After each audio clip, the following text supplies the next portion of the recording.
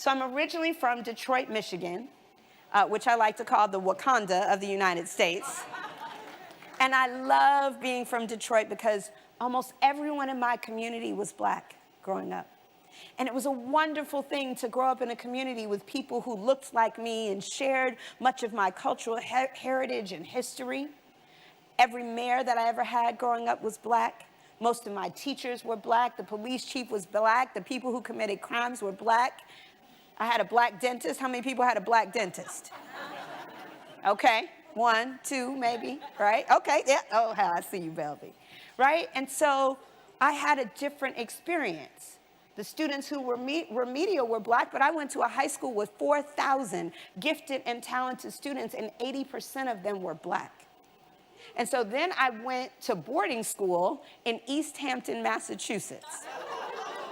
Yes, I am an early expert on culture shock, right? So I had that experience, and then I went and did my undergraduate education at Stanford. And as I got out into the world, I started to hear the stereotypes that people had about Black people. And frankly, I was shocked. People said things like, well, Black people don't ski. And I was like, well, I'm from Michigan.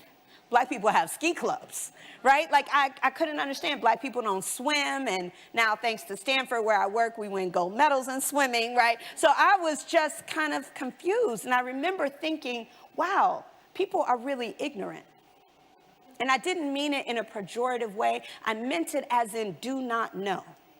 Because everything you know about any group of people is limited to your sample size, right?